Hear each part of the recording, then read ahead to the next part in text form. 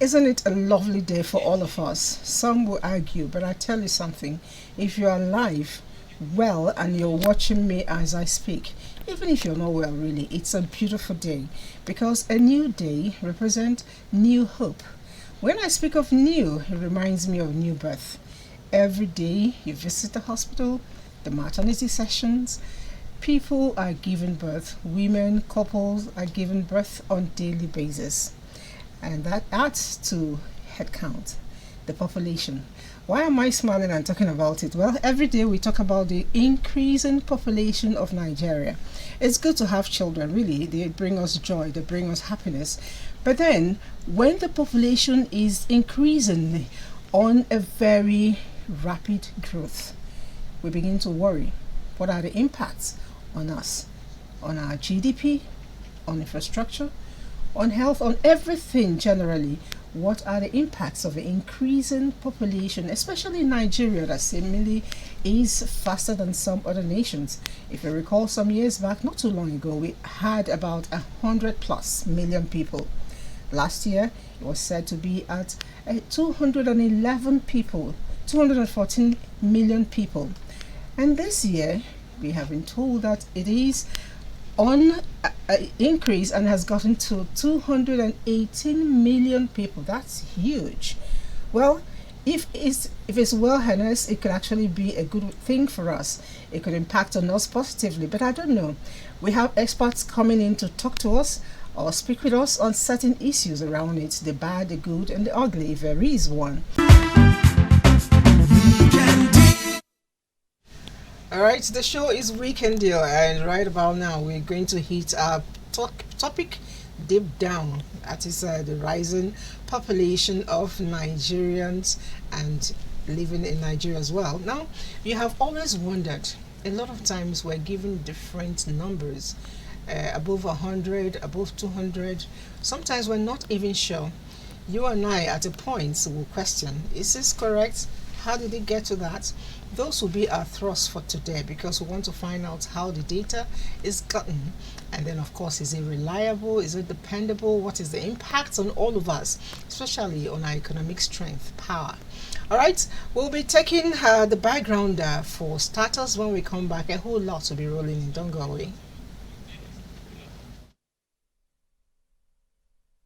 Nigeria's current population is an estimated 260 million, the highest in Africa. In 2021, Nigeria ranked 18 on a list of 20 countries with the fastest population growth rate in the world, with a 2.53% increase compared to the previous year. However, with a rapidly increasing annual percentile, 3.2 to be exact, the United Nations Population Fund projects the Nigerian population may hit 400 million by 2050. This will make Nigeria one of the world's most populated nations. Whatever data we are putting out there today is just a guesswork. It's what the United Nations tell us. They are banding figures around. We don't know our population. Is a shame for a country like Nigeria. Ideally, a census should be conducted every 10 years. This period allows the government to capture the changes in structure and movement of population correctly. A population census is at the center of every planning activity, and no meaningful development planning activity can be conducted without taking into account population census data. As the country gears towards a census in 2023, it is worthy of note that Nigeria's census has long held a controversial history. The 1952-1953 population census was regarded as the first modern, national and carefully planned census in Nigeria.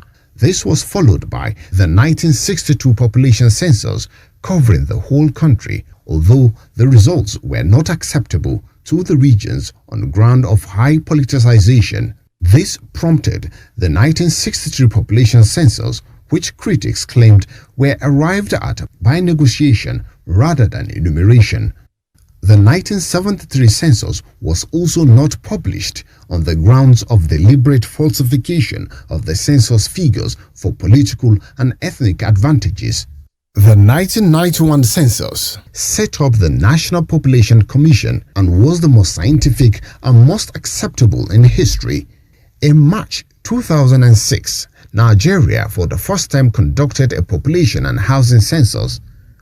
The 2023 census of Nigeria will be a detailed enumeration of the Nigerian population. They need to do more of the sensitization. People need to know that for government to plan, they need to know the number of people in the country. They need to know their population to plan for them properly. And they should know that this is just for planning and nothing else. So nobody should read political motive into it. And I think we should take out some of those things from our data collection. Because when the data collection is faulty, the end result will be faulty. The National Bureau of Statistics says Nigeria's real gross domestic product grew by 3.11% in the first quarter of 2022 on a year-on-year basis, a higher growth rate compared to the corresponding period of 2021. This rapid population increase implies the Africa and global attempt to achieve the sustainable development goals of the continent by 2030 rely heavily on Nigeria's development. This also means that the current population projection, if aptly harnessed, could transform the development landscape of the nation. Over 70% of the current population are under the age of 30, a vital demographic that fits into current and future jobs requirements. Nigeria's population growth may provide a potential strategic advantage, but it also presents the challenges of overcrowding, shortage of resources, and pollution. The thing to do is to invest in the critical areas. Education, healthcare, build communities. Yeah, it's good to develop the urban areas, but not at the expense of the rural areas. Because the drift from the rural area to the urban centers is because there's practically nothing happening in the rural areas. So if you have good roads, you have water, you have light in the rural areas, and then you have roads to bring out farm produce, some of us will not want to be in the city. The challenges presented by Nigeria's rapidly growing population can be addressed by accelerated access to family planning at all service points across all communities. People read religious motive into all this. This is what the Bible says, this is what the Quran says. Okay, why have 50 children if you cannot take care of them? I don't think any scripture, any religious book advocates for that. So you should give birth to the number of children you can take care of. Will you be happy to be sleeping in a house and you don't know where your children are? So I think the government should preach this more. There is a need to have a quality and healthy population that can contribute to the growth and development of the country. Stay with us on Weekend Deal today as we interrogate further Nigeria's increasing population and its implication on the socio-economic development of the country. Alright, I told you today is a day of discovery, a day of understanding a lot about us, a lot about our growing population. And I have a man in the studio who will be helping us understand that better. Especially for me, the statistics that go like this, go like that, I don't know. But let me quickly introduce my guest in the house, Dr. Eyitayo Oyetunji, Chairman, Public Affairs Commission and Honorable Federal Commissioner representing Oyo State in the National Population Commission. I also know that at a point you were the acting chairman of a commission in 2020. You're welcome to the studio. Thank you very much. Okay, I didn't know that at a point too you were acting the director or the general DG of the place, right? That's true. Okay. Yeah.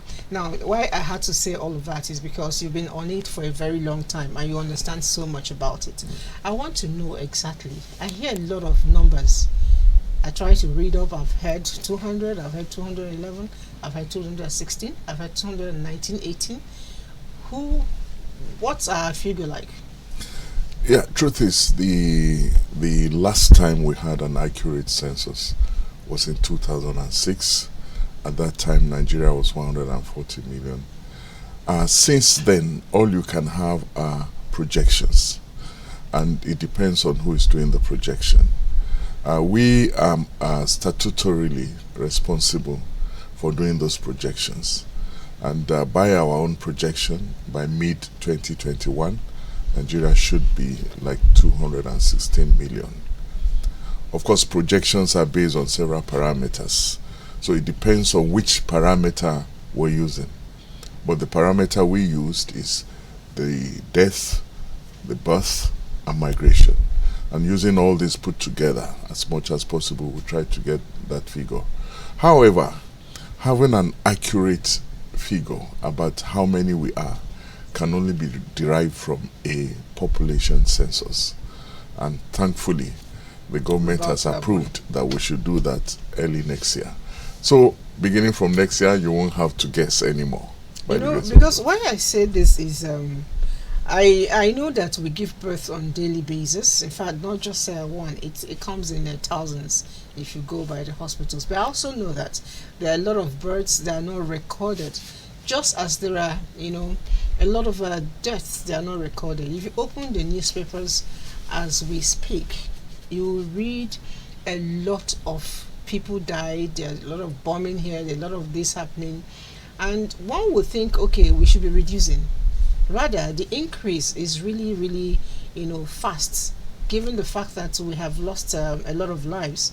Not that we like that, though. I keep wondering how, when you do your projection, how do you project that we are on the upscale instead of downscale? I don't know.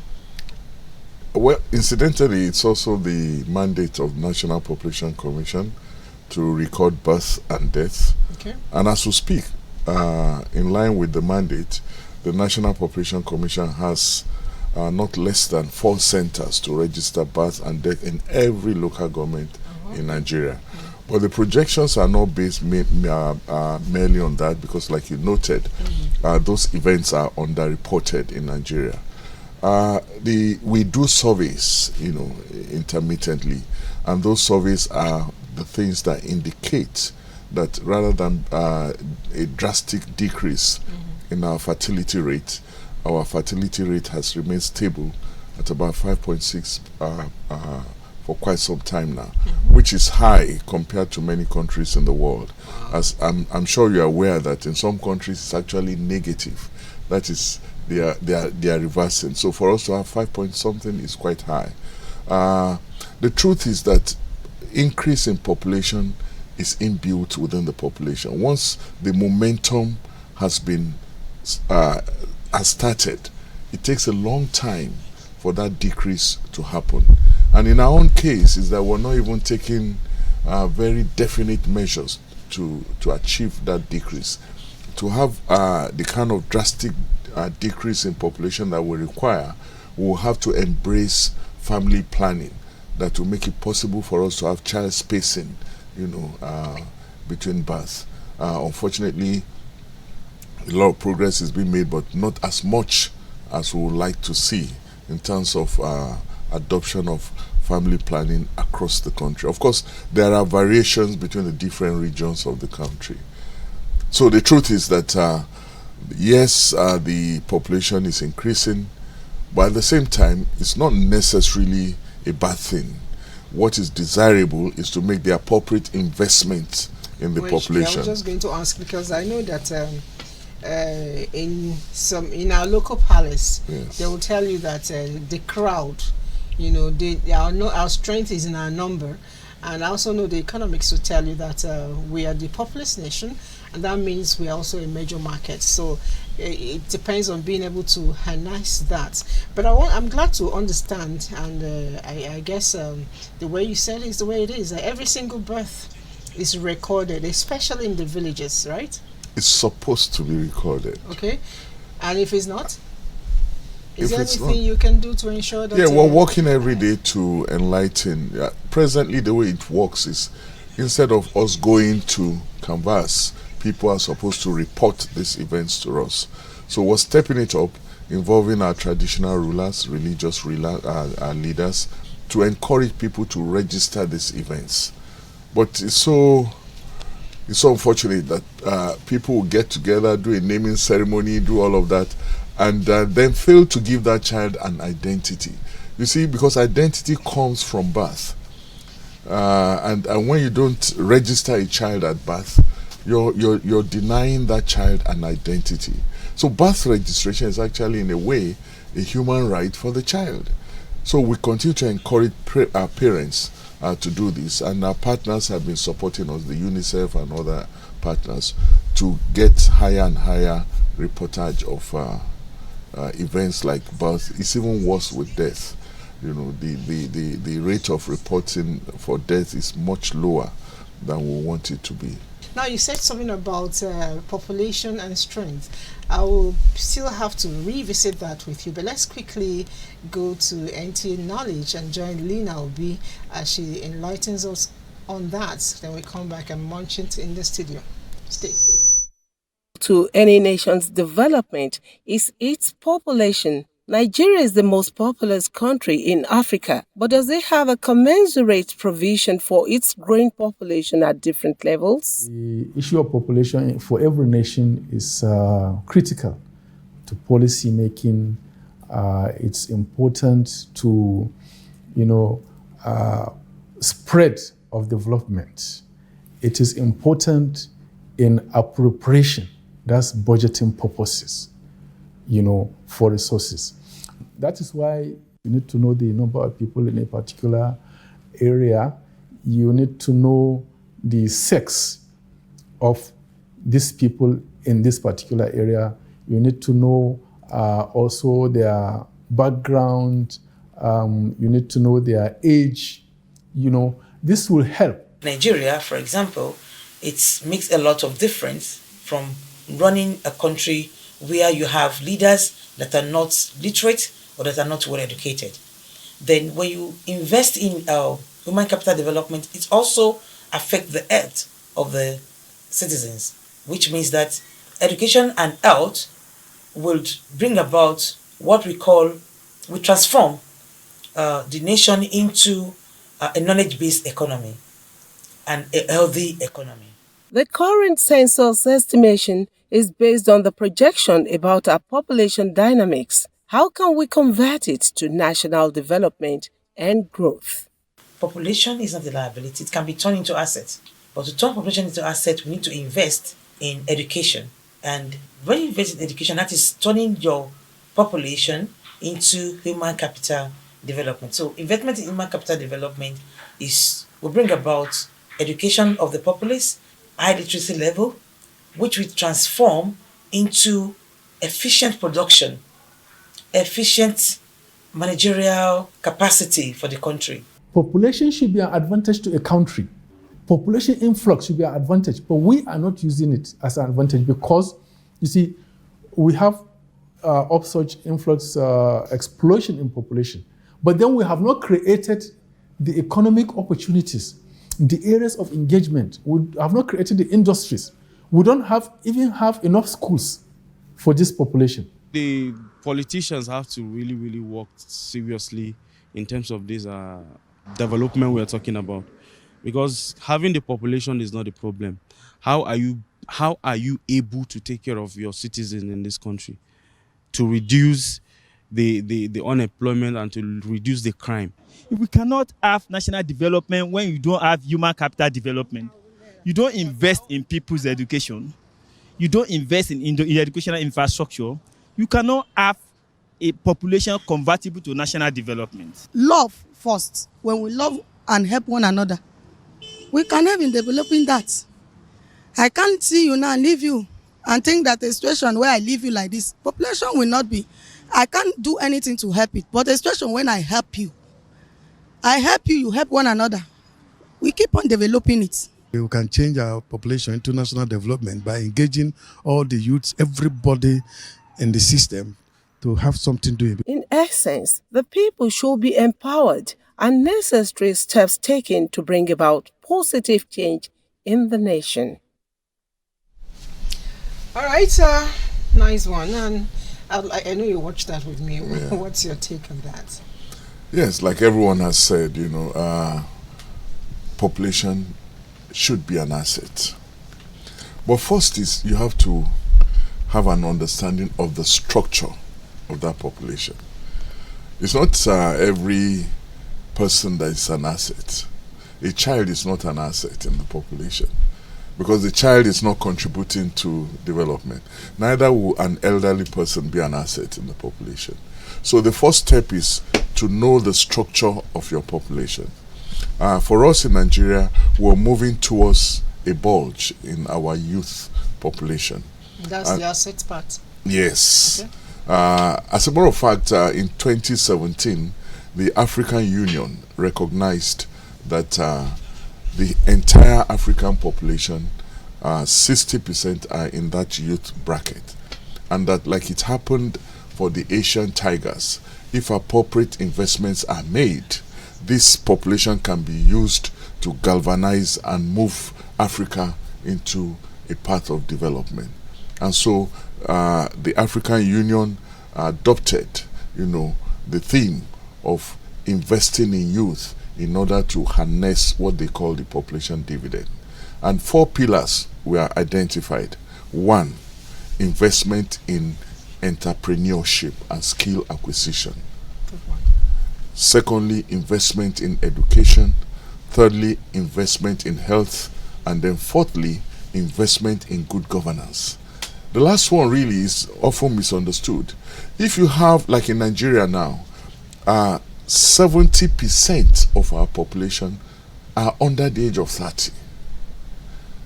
70%? 70% of the population are under the age of 30. And what that good governance says is that they should therefore be involved in the process of decision making.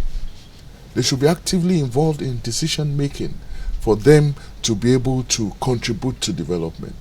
Our educational system should move away from abstract academic education to skill acquisition. Practicalities. Yes, and of course the population must be healthy, especially women and girls, because that's what determines the rate of growth. So except these investments are made, instead of being an asset, a population can actually become a disaster if the right investments are not made. For example, as we have now in Nigeria, if the youth are not actively involved in production, very soon we'll have a disaster.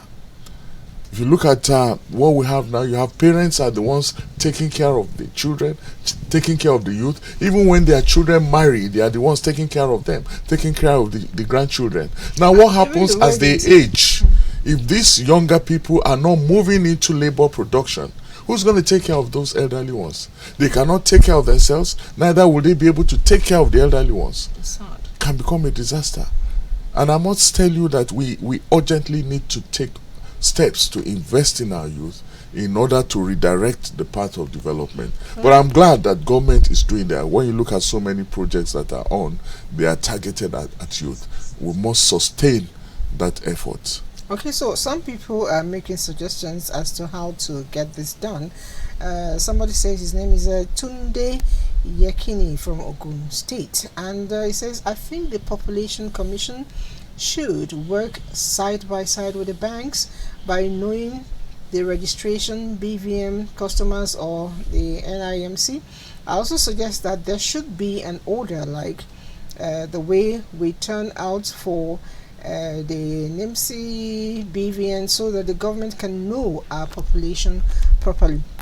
Suggesting ways that you can go about ensuring that we get good, population counting. Good morning from Makurdi.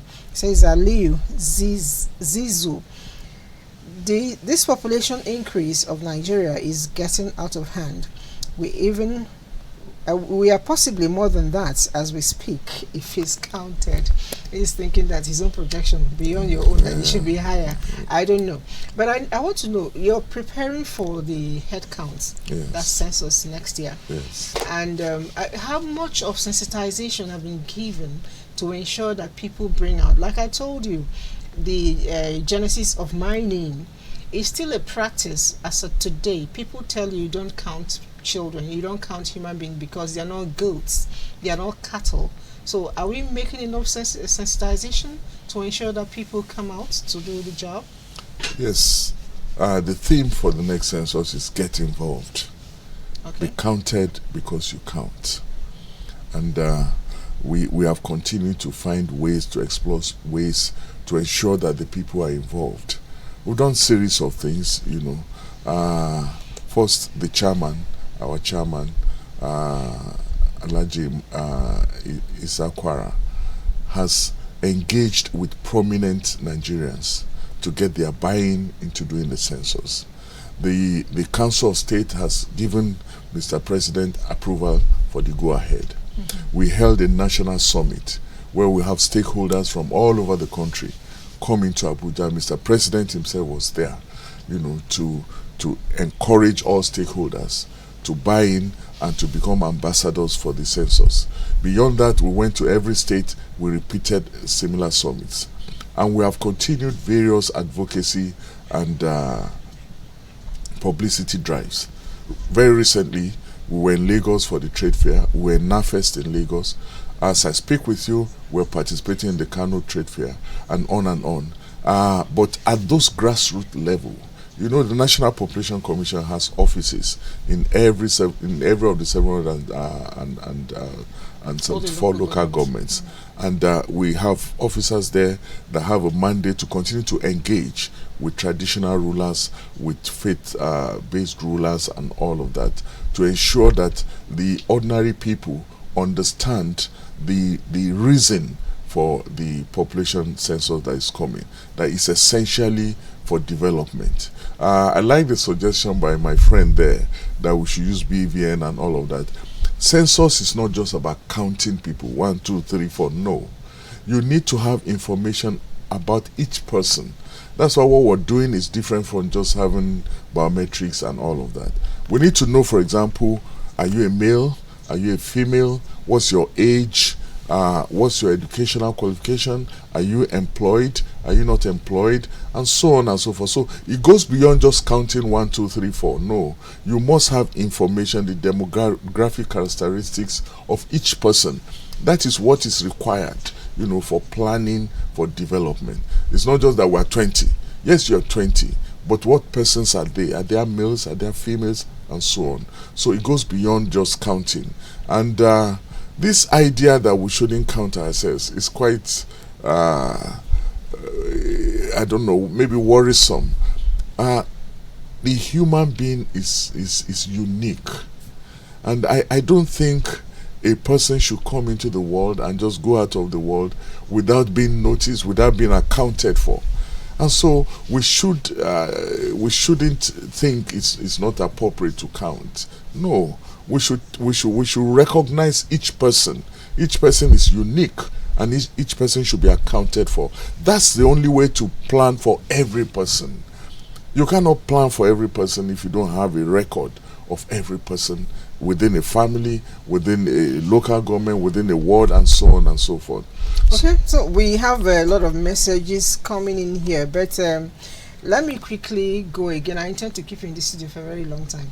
So let me quickly go again, see what Daila has prepared for us on the impacts of increasing population. We'll still talk as we get back.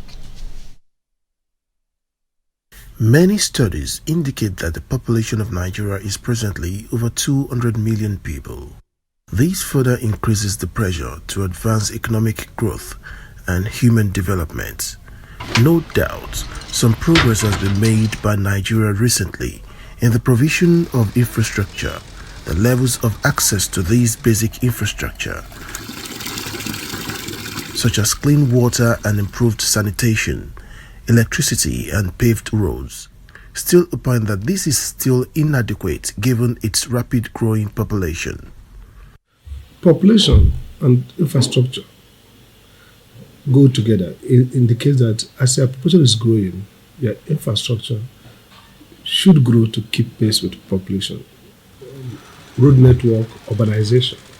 The more a population grows, the more urbanization, the more you have to think around the wear and tear of your infrastructure. More cars. So if you're a middle income country with more people coming to the city because of economic opportunities, then you expect that there'll be more impact on your road network. So you upgrade your maintenance. Again, electricity, which is a core infrastructure. Per capita wattage, how much people consume. The more you have a growing population, the more you expect greater, access to infrastructure, power, electricity, and then you expect that you need more wattage, more megawatts to serve that increasing population. Let's take, for example, water supply. If a city has more, migration coming from people, for example, Abuja in recent times have been getting overcrowded. More people are coming from because of economic opportunities and challenges in their place of residence. They're coming to Abuja. Now, what that means is that you are not catering for more people in water, sanitation. It means that facilities that you provide will be easily used up. So, assuming you had a plan and the facilities are supposed to serve the city for 10 years, okay? If the city doubles its population, those facilities may not serve for that, may now diminish within a shorter period of time. So you have to factor that in your city planning, urban renewal plan, that you're going to renew this infrastructure quicker than you had planned, you're going to expand them. Rapid population growth is bound to significantly increase the future demands of infrastructure in Nigeria. Over the next 2 decades, Nigeria's population is expected to grow to almost 330 million people, representing more than 70% increase. That's why it's important to have integrated resource planning in terms of infrastructure, especially those infrastructure services that are easily used: power, water, sanitation. A large population, potentially, all things being equal, signals to investors that's a market here we can use. Think in terms of goods and services. If you have a large population, it means that if you produce things, let's say you're selling basic things like bread, you have a restaurant, you have more chances that you have more people patronize you. So population can be an advantage. This example where large population is being turned to advantage to provide a rail transportation infrastructure that can move large volume of citizens from one point to the other. Large population is also a huge incentive for the rapid expansion of telecommunication infrastructure, thereby making Nigeria among the countries with the cheapest communication cost.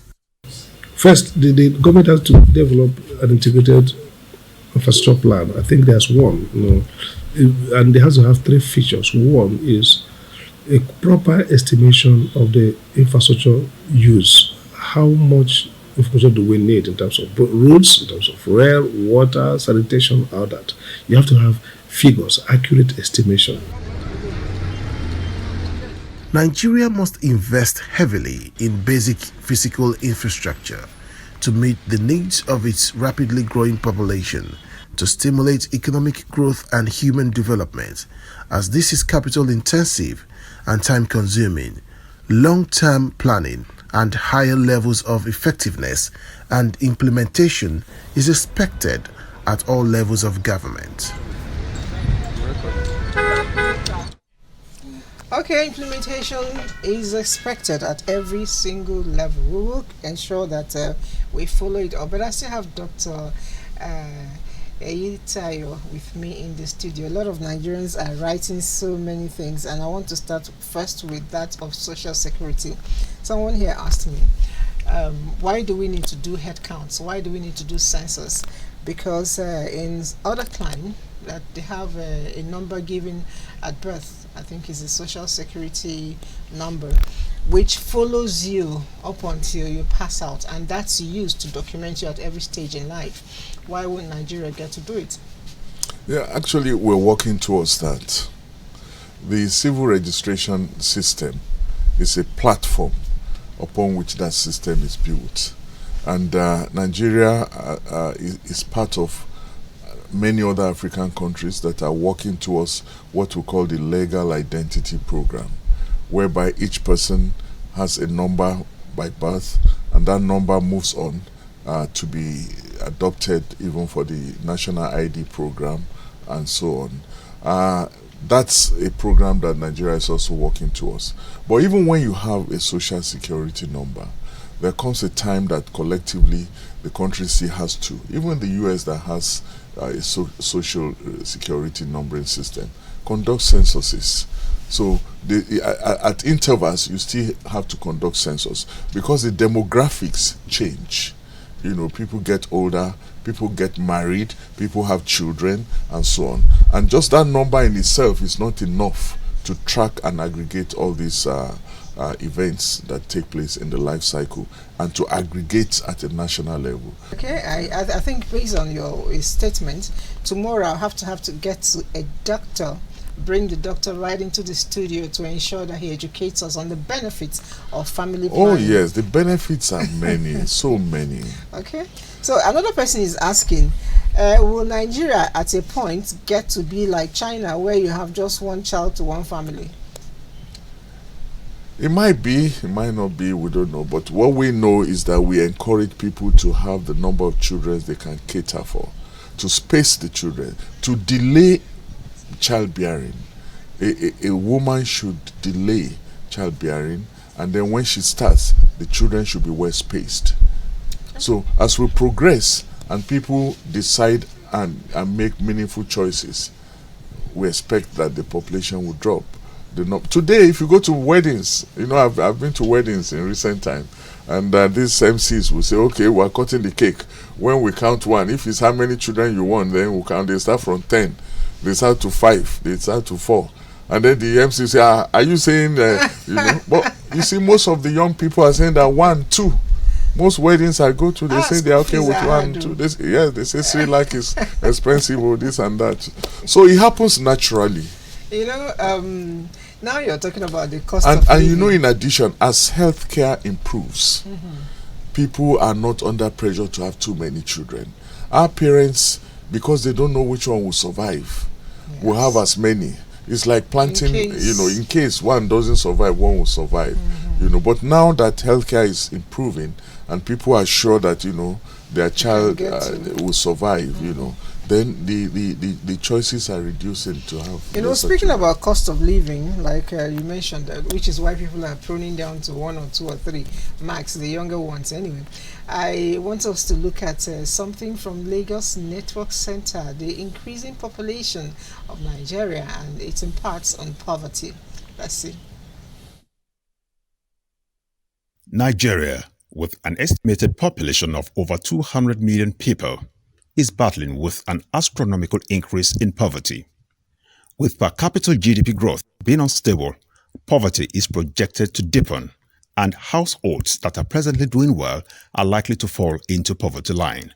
Slow growth, low human capital development, labor market downturn, inconsistent economic policies, unstable hike in prices of commodities, crime, unemployment rate are some of the indices of poverty in the country. When you look at the land mass, the land area of Nigeria, vis-a-vis the population, then you will see that you can't say that Nigeria is overpopulated. That's one. Then when you look at the natural resources we have, vis-a-vis the population, you also can't say that Nigeria is overpopulated. But when you now look at it in terms of the use resources, then you might be saying Nigeria is overpopulated because there are so many of our resources that is still lying below, and we don't have the capital to actually put those resources in use. That is why we might be saying that, Nigeria is overpopulated. There will be poverty if there is underutilization of resources. That is one. Okay.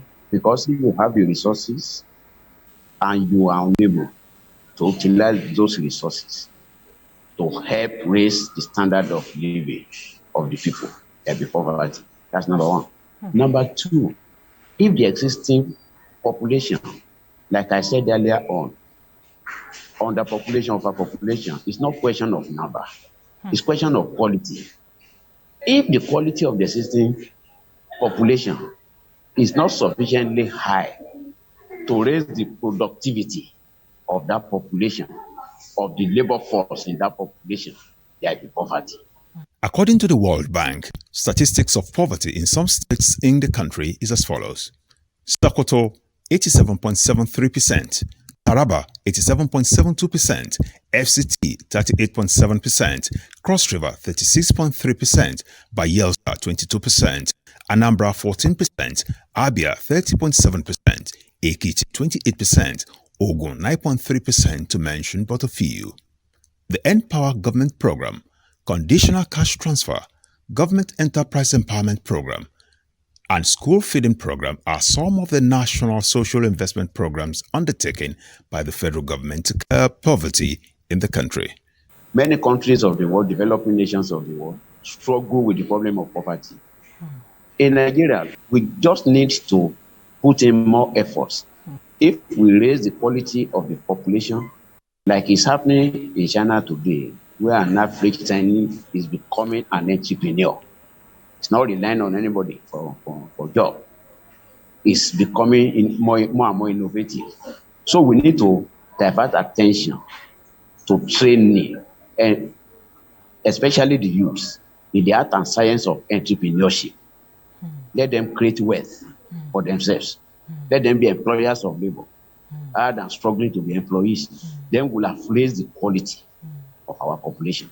With consistent macroeconomic reform policies to boost agriculture and other sectors of the economy, as well as improving access to basic infrastructure, these will no doubt help to diversify the economy and create jobs, social protection that will aid in reducing poverty in the country. Okay, still with me in the studio is Dr.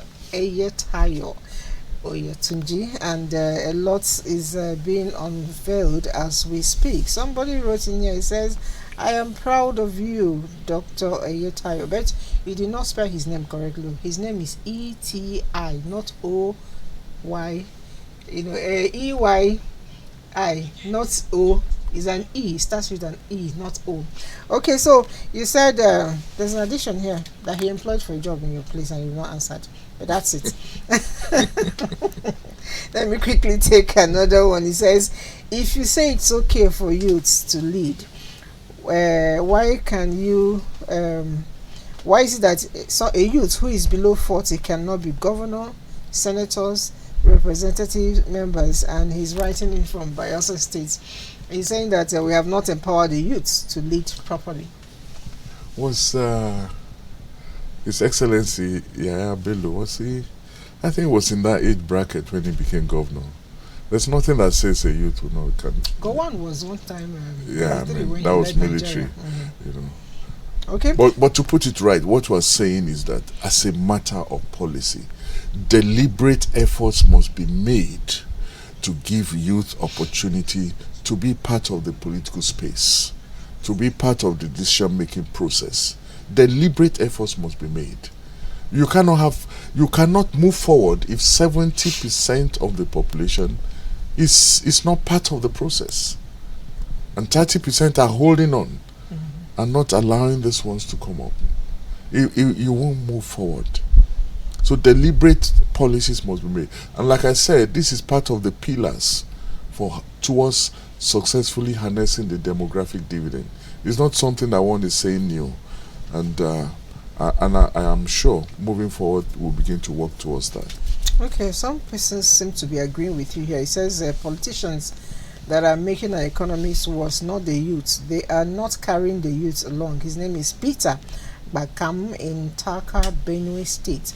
Now, we have noticed that a lot of times there's a great movement of people from the villages where we call the rural, right, to the cities where we call the urban. That's the rural-urban migration, and leaving the villages quite empty. I want you to speak on that, but I need to let you watch a bit of what someone prepared for us, and you get to look at it. Let's see this from Uju.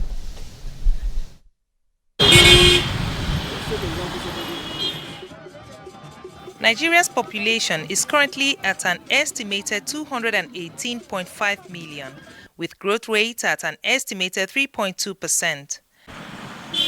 Nigerians, as other nationals, seek for greener pastures as they move from place to place in search of improved livelihood. Some from rural to urban, others from urban to rural communities. Migration has its own effect on the economy. On the population, it only changes the distribution. With people migrating from rural to urban areas, you have depletion of population in rural areas and increase of population in the urban areas. The effect on the economy is that the person that migrates from the rural area probably was farming. He was a farmer. He was producing food. Now, maybe going to school at the same time. He graduates and moves to the urban area. We have some little reduction in food production in the rural area. But we have also an increase in service is going to provide in the urban center with attendant pressure on the facilities. Migration has effects on both the migrants and the locations of migration. Rural-urban migration is a continuous aspect of the population. And then you find in a developing world, most times, governments in error, puts most of the infrastructure in the urban areas. And then the young people tend to believe that things are better, life is better in the urban areas. The job opportunities are more in the urban areas. And then they migrate from the rural areas to the urban areas. There is another kind of migration that is taking place, that people now want to move to safer areas. If you look at the population of Abuja, you see that the growth have been very tremendous over the last few years. And it's believed that it's because of the insecurity that happens in nearby areas like in Kaduna and Kano. Once people are displaced from there, they migrate to Abuja. There's a lot of pressure in infrastructure. There is even a lot of pressure on employment. Many people who migrate to those urban areas don't get gainfully employed, and their tendency is to be involved in crime. You can see there will be surge in crime. Concentration of development is an enticement for migration, just as lack of development. Young men move to the urban areas more than the aged, and both male and females move to the city in search of greener pastures. To us, it is a natural phenomenon because you have more opportunities in the urban areas than in the rural areas. Every migration is determined by the economic fortunes available. It's not only even in Nigeria that migration takes place, almost all African countries. So you find out that a lot of people where there are economic adversity want to migrate to greener pastures, and that is what essentially drives people to want to migrate. With proper legislation and government policy, migration can better benefit the nation. Government has to come in with a deliberate policy to be able to retain young people in the rural areas so as not to overcrowd the urban areas and in some cases create urban slums that becomes a very big problem for the nation.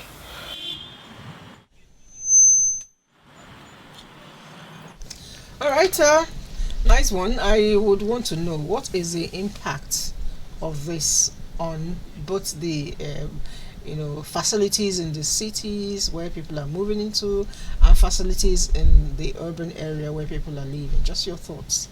And facilities in the rural areas where they are living. Yes. Well, before I go into that, my friend that said he applied for a job, and we have not answered him. We have a platform presently, where a recruitment platform. Please, you should go to that platform and register. And in the next 2 or 3 weeks, we're going to screen, and we expect to employ many young Nigerians for the next census exercise. Beautiful. I hope you're listening. You didn't write your name, but so and coming back to migration, There are trends in migration that are emerging in Nigeria now, and that there's need for further analysis and study. The good thing is that the next census we're working on has been designed in such a way that we'll be able to enumerate persons wherever they are and yet account for their usual places of residence. We've had to do that because of so many Nigerians that are internally displaced, and so that people, some places where people have migrated are not at a loss. So we're working on that. But migration in Nigeria today is coming up, it's hydra-headed, different dimensions. First, you have issues of climate change. Climate change has led to increased desertification. And what that means is that more arable lands in the northern part of Nigeria are becoming deserts. And so young people have been moving downwards, to more arable lands. So you have a higher number of youth moving from the north to the southern part of Nigeria. Unfortunately, not many of them are skilled. And then back in the southern part, where you have skilled youth, they are also moving out of the country. So this is a new trend that is emerging, and several factors are responsible. Like I said, a major factor, which we don't recognize, is climate change. Because of desertification, there's more movement. It is partly as a result of that we also have issues of insecurity. Because as people move, there is bound to be clashes, because now population is increasing, but the land is reducing due to desertification. And so there's going to be pressure, and there are going to be insecurity. The insecurity further heightens the tension. And more youth are leaving the farms because it's no longer secure to remain in the farm. And the elderly can no longer continue with this work because we have not brought technology that will make it easier for elderly to do the farming. And they are moving to the south with that more skill and trying to integrate into the... So you have urban areas where you have congestion, slums where there are many people coming in without skills, without accommodation, where the infrastructure is overstretched. So in most of our urban cities you have such slums, and the next thing you have crime in all those areas. Meanwhile, like I said, many of our youth who are skilled are also leaving the country. They are the ones that we're expecting to stay back to develop the country, but they are moving out. So there are new trends that will require more analysis and more studies. But it's worrisome. It is indeed and we need worrisome. to address some of these issues. Thank you so much. Thank you so much, Doctor, for coming in. Every day I sit here, I learn one thing or the other, and I've learned. Don't ask me what I learned, because if I tell you now, you're asking for school fees. All right, we'll be speaking with Dr. Eyitayo Oyetunji, Chairman, Public Affairs Commission and Honorable Federal Commissioner representing Oyo State. And at the point, he was also the National Population Commission Acting Director General, and has served in different capacities within the commission. And right about now, we'll say thank you to him and take a break. When we come back, the show continues. Don't go away. Yeah, but I'd like to say thank you for having me on your program as well. Thank you. I've enjoyed having this discussion. Yes. All right. Thank you. We'll be pulling you more.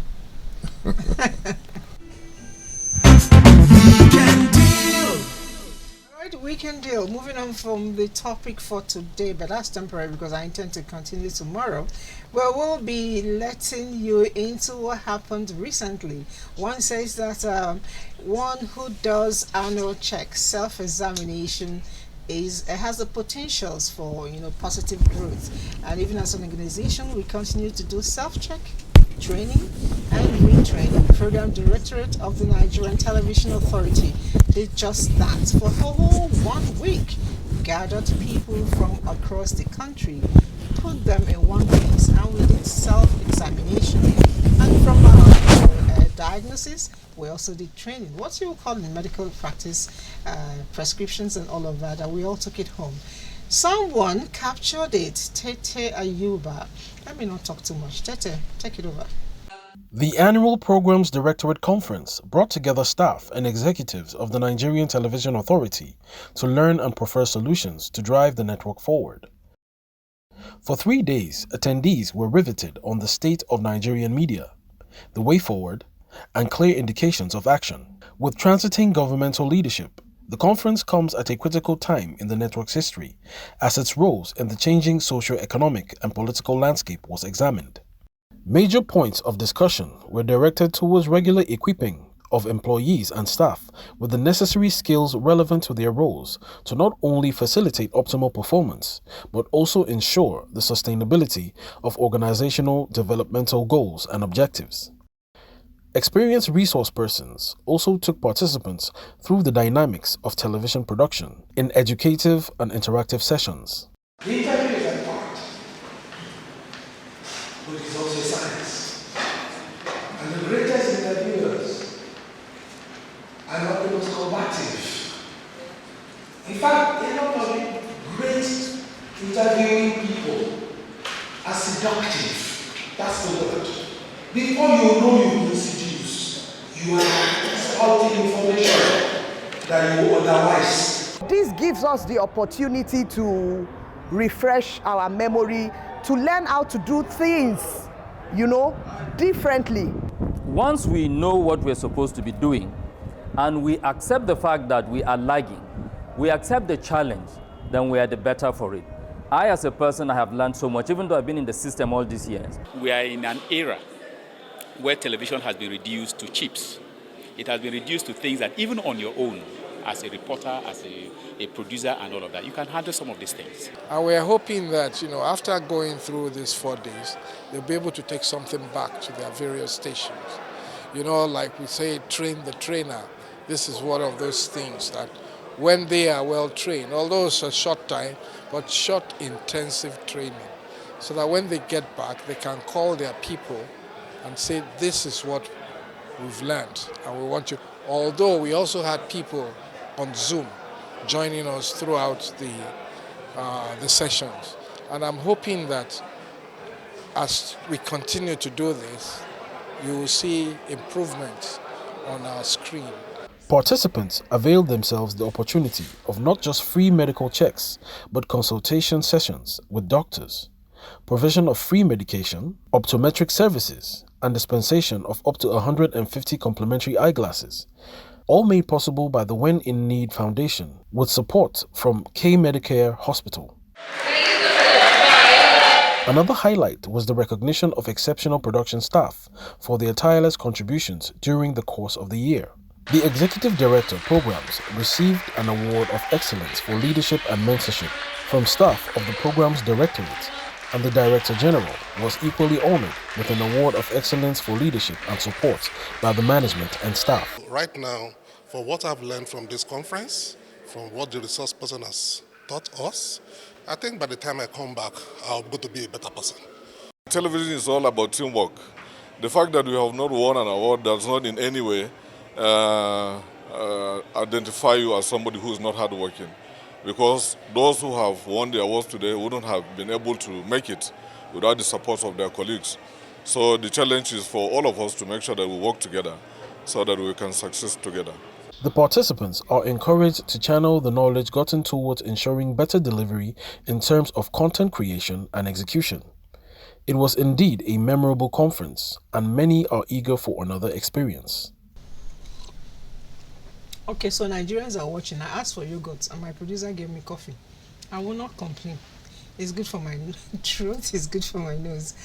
All right, it's that period when we say bye-bye, and I will leave you, looking at this topic, because tomorrow we want to take it from a different angle, especially those of us who asked about family planning, how to go about it. A doctor will be here with me, and you get to ask your questions. I'll be answering them. Until then, whatever you do, don't cut your coat according to your size now. Cut it according to your pockets. And that includes making sure that you give birth to children that you can take care of. Bon appetit.